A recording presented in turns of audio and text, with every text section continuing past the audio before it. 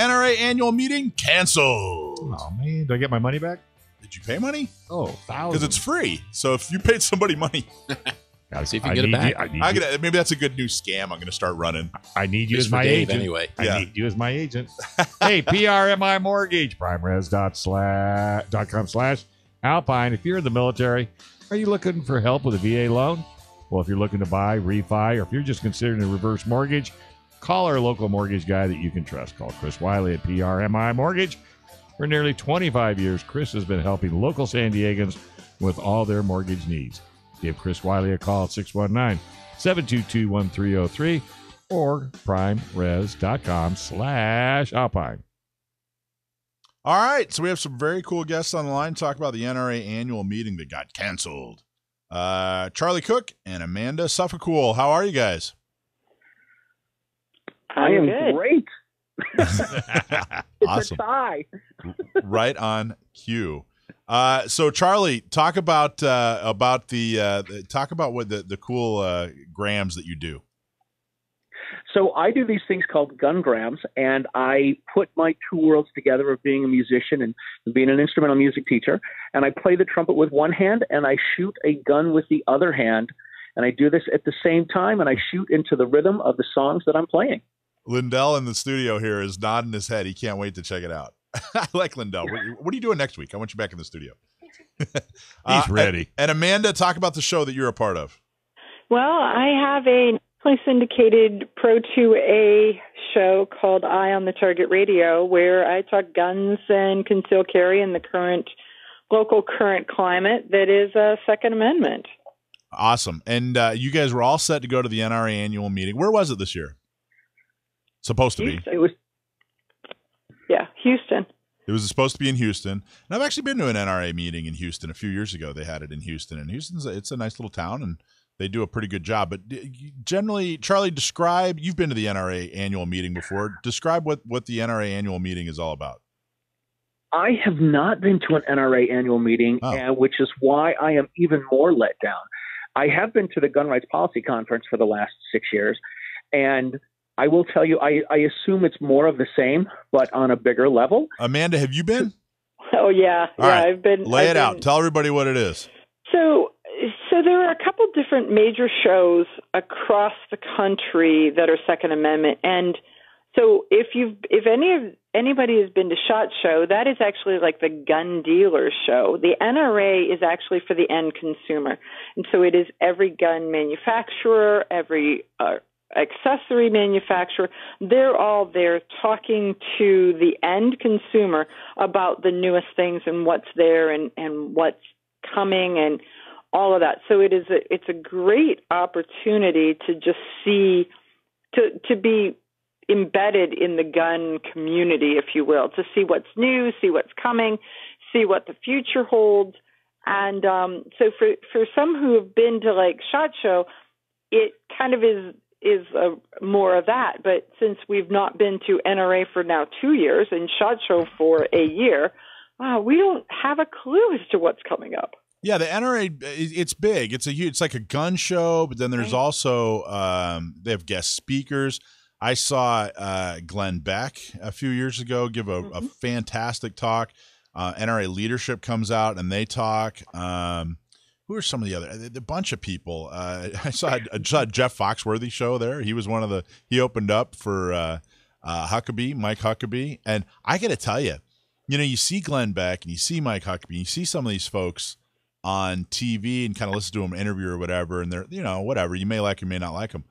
In an environment where they're giving a prepared talk in front of a crowd, outstanding. It's a whole different experience. It was really outstanding. I was seriously on the edge of my seat. I thought it was really great. Plus, they like what they do. Yeah. Yeah, and the other thing to it is that there's been this growing thing of the NRA women and what they're doing, and so for NRA Houston, there was an event that was most of the day on Friday for the Women's Leadership Group. There's a new energy breakfast that was happening on Sunday. There's a fashion show that was happening on Saturday. There was so many different things that were specifically focused toward women and concealed carry and and women promoting the Second Amendment, and all of that is just gone. And it was cool. Just walking around, you'd get to, I saw, I met and spoke with Meghan McCain years ago. She was there. And I spoke with, of course, Chris Cox and Ted Nugent. I got to meet Uncle Ted, which was honestly, it was one of the highlights of my life, meeting Uncle Ted. I was a big fan when I was a kid. And I got to say hello to him. He saw us from California, and he said, "You're in the belly of the beast, brother." And I said, "Yep, that's exactly." That was a highlight of my life right there with Ted Nugent. Was he on Red Dawn? He was not in Red Dawn. That's your other highlight of your basically life. His whole life is kind of Red Dawn. I mean, he kind of lives his life as if he's in Red Dawn. But yeah, and it's a lot of fun. And of course, they do a little bit of business. They the board meets and they do some business. So you guys were all set and ready to go. You guys were actually going to help do the fashion show, right? Mm-hmm. Yeah, Charlie and I were both we were going to MC the concealed carry fashion show that was happening on Saturday. And how did all that happen? Like, how did you guys get involved in the meeting? Because it's been a little bumpy for the NRA. I feel like it seemed to me like they were kind of trying to revamp things this year and draw a crowd and get some interesting folks in. You guys are definitely leaders. I think you guys were kind of an attempt to make it a little bit more, a little bit more fun, a little bit more, trying to get some new fresh faces in there, I guess. Rather than, obviously they can't get Oliver North to show up anymore. He's not going to go. So, right. So, how did you guys get involved? Well, I actually roped Charlie in. And I had gotten a call from Susan LaPierre. Well, I'd actually gotten a call from Barbara Rumpel, who was on the board. Right. And so Barbara Rumpel called me, and then she connected me with Susan, and then Susan connected me with some of the folks who are in Virginia and the event planning group, and it just kind of went from there. That's awesome. Charlie, how hard was it to get roped into a fashion show? Easy. Yeah, let's hard. Face it, the fashion show is where the women are, so I'm more than willing to go. That's so noble of you, Charlie. Noble. I know. I'm taking one for the team, guys. That's awesome. You have to understand that Charlie's really brave because he allowed me to rope him in a couple of years ago, and so Charlie and I have done this as co-MCs a couple times. And we were both, but he was featured in a Vice documentary in, what was it, 2017, Charlie? 2018. That was when GRPC was in Chicago. Well, we did that. That was the HBO one, the Vice one. Oh, the Vice one. So yeah, which was in Cleveland. What happened? Yeah. So the quick version of the history between Amanda and I is Amanda had a radio show in Cleveland. And she put something on Facebook saying she wanted to talk to instructors in every state. So I contacted her and said, "Hey, I'm an instructor in Massachusetts." She has me on the show, and I think the show goes well. I did listen to the show, and she's like, "Hey, that guy was kind of fun. We should have him on again." And then she never called. Oh, boy, we've all been there. Right. So then I start writing Shotgun with Charlie. Yeah. And I was asked to speak at the Gun Rights Policy Conference in Tampa, and I was standing around talking to some people, and I see Amanda's name, and I'm like, I think she's got that radio show that I was on. So I said, "Hey, don't you have a radio show in Cleveland?" She's like, "I do." And I'm like, "I was on." She's like, "Oh my gosh, it's great to see you." And honestly, it was like old home week. We went out to lunch while we were there.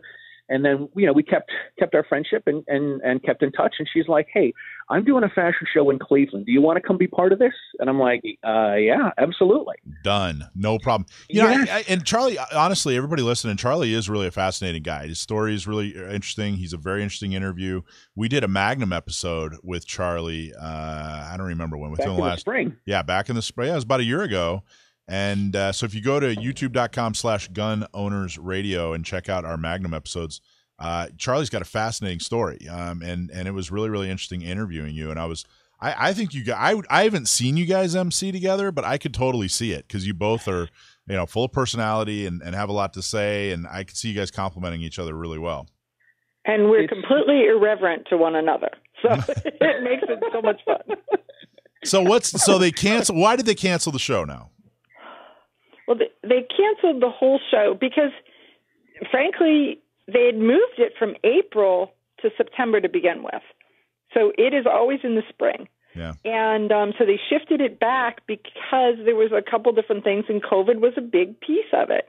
Then a couple weeks ago, we started to hear rumblings, and I'm not an official spokesman for the NRA by any means, so don't take this as anything on the official.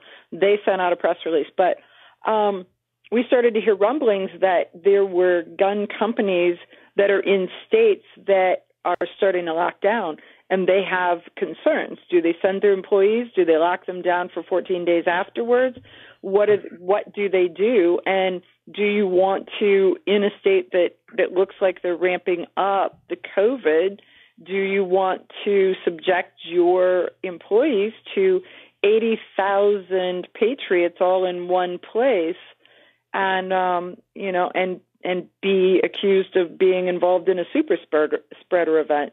So companies started pulling out or shifting or showing concern.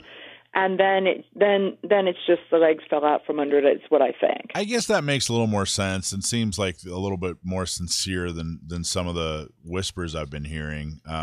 If you are in one of these states and you got to try to make – what a pain this whole thing is. Mm-hmm. What a pain this whole thing is. I mean, it just seems like, when is this going to end? I mean, and it doesn't have to be this way, but oh my gosh. All right, so what are you guys doing for the concealed carry fashion show? Are you guys going to move it somewhere else? Or are you going to wait? Or what? Are you going to hang on to them? Oh, yeah. We got a whole bunch more questions. All right, still so going. don't go anywhere, guys. Oh. I'm the engineer of this train. It's only on two wheels, but we will make the turn. Well, we're super proud to have the National Concealed Carry Association as a 10-ring partner. NCCA exists to serve the Second Amendment community by providing a nationwide network of 2A advocates. They offer elite self-defense and concealed carry training from the nation's top instructors, and they provide rock-bottom prices on the best selection of gear and accessories. You can learn a whole lot more from National Concealed Carry Association.com. All right, we're talking to Charlie Cook and Amanda Suffecool about the cancellation of the NRA meeting, the annual meeting. Unfortunately, it was supposed to take place in Houston, but I guess Houston had a problem, and that was that. So, all right, so what are you guys doing about the CCW fashion show? Are you guys going to try to have it somewhere else? Or are you just going to wait, or what do you think? Well, we are doing another one at the Tommy Gun Warehouse in Scranton, Pennsylvania in October. And but the one at NRA has to, in order to be the one at NRA, has to take place at NRA. Sure. So chances are we're going to toss our cards back on the table for the April event that's taking place in Louisville, Kentucky. Nice. Okay. Why not have them at Gun Prom? Maybe next year we can do that. Wouldn't that be a thought? Yeah. So we can do that. I have a question, though. Amanda, what does a concealed carry fashion show actually look like? I don't know if I've seen one of those. Well, there's a Vice documentary that you can watch called Packing Heat and Heels. It'll show you the whole thing, including all the backstory stuff. But it really is just we get a group of volunteer models, so it's a ball. It's faces and people that you know or you've seen or you know of, all hamming it up on the stage, showing you what you can't see. And so Charlie and I take turns doing definitions of lockable, zipper, concealed, or it's this or tucked and lifted or whatever the verbiage is that each of the vendors recommends that is being said. And really you're watching, as part of the audience, you're watching the model come down and trying to figure out where they're concealing. And then they do a reveal. Yeah, that sounds great. Yeah, that is cool. All right. Hey, so Charlie, what were you looking forward to most about? Was there anything else you were going to do there other than the fashion show about the NRA annual meeting? Oh, absolutely. Every place I go, I get a riding shotgun interview with someone. So I was going to borrow a friend's car, and I was going to try to spend some time knocking out a couple interviews in Houston. Who did you have lined up, or can you not say? I didn't have any. I had a couple people lined up, but they weren't 100% sure what their schedule was going to be like. The most important thing for me is to be able to borrow a car from somebody. So that usually involves food and maybe a couple of drinks. When are you going to come? When are you going to come out to San Diego? I got a 2000 Jeep Wrangler. We could hook that up with. Let's do it, man. Let's do a fashion show at the Gun Prom next year. That'll be a perfect place to do it because everyone will be dressed up, and we'll do a riding shotgun then. I would love that. I'm one of my crazy goals is to do a show in every state, and I've got a lot more states west of the Mississippi that I need to get to, and California is definitely one of them. That'd be cool. We should seriously talk about that and see if we can coordinate getting you out here to the western states. I'd love it. Yeah. So what do you guys think in general about, the state of Second Amendment activism? I think there's a lot of things to be positive about, but it's still such a brutal environment. What do you, Charlie, why don't you start first? There is often a lot of infighting. And one of the things that I've noticed is we have the NRA guys, and then we have the Second Amendment Foundation people, and then we have the GOA guys, and then we have the FPC, which is a little bit of everybody. And what I think we really need to do is to find a way to get everybody together. The reason is when you talk to someone who's not a gun person about gun stuff, all they assume is the NRA. And part of me thinks we need to keep the NRA around because they do take a lot of heat for stuff. Like nobody says, "Hey, you're a member of the Second Amendment Foundation. We've got to go after you and take all your guns." It's you're a member of the NRA. We have to do something about this. And I do think that we need to support them, and I do think they need to figure out all the stuff that they need to figure out and where all the money's going to and all that. But I do think we need to find a way to keep them around because they do take a lot of flack and they do take a lot of heat off of these other groups that are doing, I hate to say real work, but that are doing the real work. And the NRA does like to come in and write a check towards the end of some legislative process and take a little bit of credit. Did you just hang up on me? Nope, I can still hear you. No, we can still hear you. Yeah. Hey, so Amanda, what are your thoughts on the current state of Second Amendment activism in the United States? Amanda. I couldn't agree more. Maybe they did hang up on her. Anyway, well, I actually tend to agree with what you're saying, Charlie, for sure. And I think you're being very candid and direct about everything without being insulting. I think a lot of people, you're right. The NRA does do that. Kind of comes in at the end and writes a check and then, claims victory like they've been there from the beginning. But I don't think you're saying that in a critical way. You're just saying, hey, everybody's got their role to play, their advantages and disadvantages, the way we're doing things. We definitely don't want to, throw the baby out with the bathwater when it comes to the NRA. That's probably absolutely. It's probably a pretty good way of putting it, don't you think? Yeah, listen. When a football team wins the Super Bowl, everybody on the team gets a ring. Yeah. And it doesn't matter if you're the quarterback or you're just some blocker. I hate to say some blocker, but do you know what I mean? Like the guys that play the line, they don't have a glorious job, and it's not glamorous. But the quarterback, the running back, the receivers, all those kinds of guys, they get all the glory. Everybody gets a Super Bowl ring when I think people would be surprised. I think activists would be surprised at how much communication there is. What the hell just happened again? Hey, Amanda, are you back? How much communication there is between organizations at the higher levels. I mean, all this, all this team. I'm on team this and he's on team that, and we're going to sit there and argue. That all it doesn't. I think those guys would be surprised, and it's a big waste of time. That everybody should just pick a spot on the field and play it as hard as they can. But yeah, absolutely. I mean, the SAF does a ton of stuff in legal stuff, and they don't.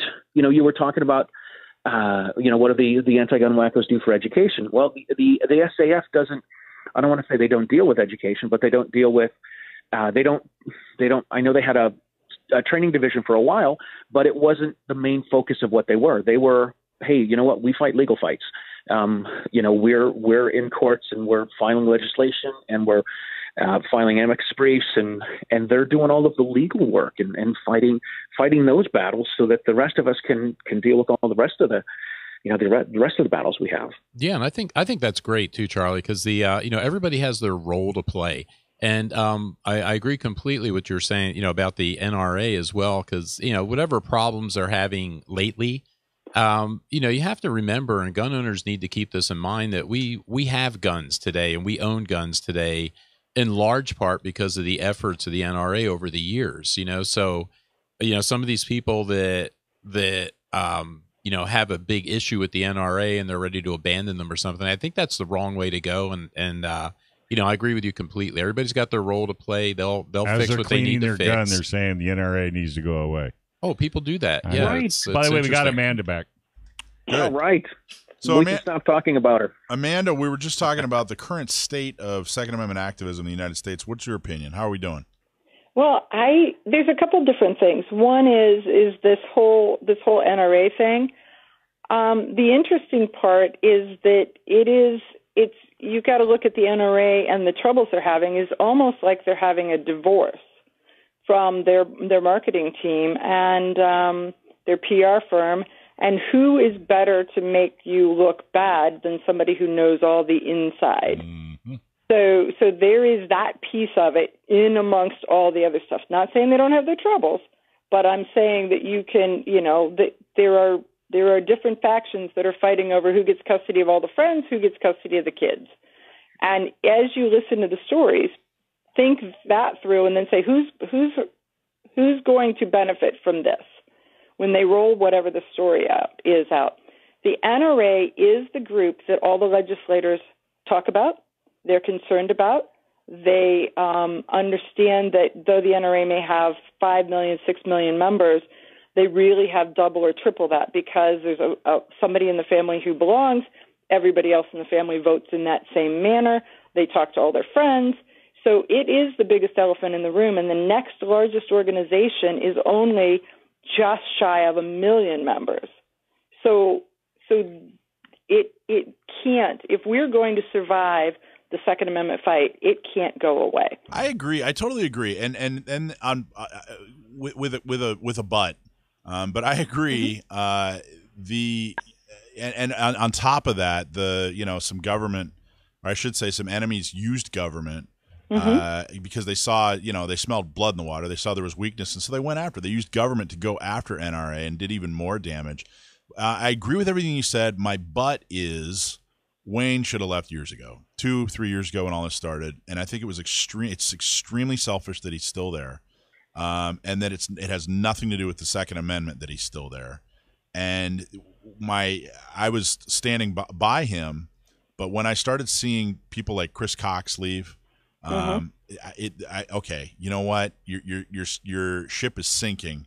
Do the right thing. Get out of there. You've been making $1 million a year for at least a decade. Go right off into the sunset. But NRA as a concept and as an organization is extremely important. The role they play is extremely important, and we should do everything we can to salvage them and make sure that they stay there. I totally agree. Yeah, it's bigger than the NRA is bigger than any one person. But your question wasn't really about the NRA. It wasn't. It was about the Second Amendment fight across the board. Yes. And even though it looks right now like we're the ATF and David Chipman and the bump stock thing and the arm brace thing and the 80% guns. It looks like all of those fights that we're fighting tooth and nail, and we are. But look at the stuff that's happening on a state level. What's happening is that so many of the states are now passing constitutional carry. They're passing Second Amendment sanctuary. They are invoking states' rights and telling the federal government to get their nose out of it. And so though it feels like we're losing on a national level, the states are digging in. And I think that we're actually moving forward in a way that when you really, really start to move all the playing pieces and look at it again, we've gained ground. Well, the states are doing it quietly, and the media hasn't picked up on it yet. Correct. And I think as long as we stay under the radar, I think all of a sudden they're going to look up and say, hey, where'd these guys come from? And look what they just did. Right. I know. Exactly. Great having you on. Sorry you dropped off line. Get that guy next to you to pay the bill. Come on. Get you a better phone. All right. Hope to see you guys out in San Diego sometime. Mike, last words? No, thanks so much. Charlie Cook and Amanda Suffecool, you guys are awesome. Absolutely. Talk to you soon. Thanks for watching this clip from Gun Owners Radio. You can watch us live every Sunday from 4 to 6 p.m. California time, right here on our YouTube channel, or if you're in the San Diego area, you can listen to us on 1170 a.m. We're also available on your favorite podcast platform for free. Don't forget to like and subscribe so that you can help restore and protect the Second Amendment, not just in California, but across the country.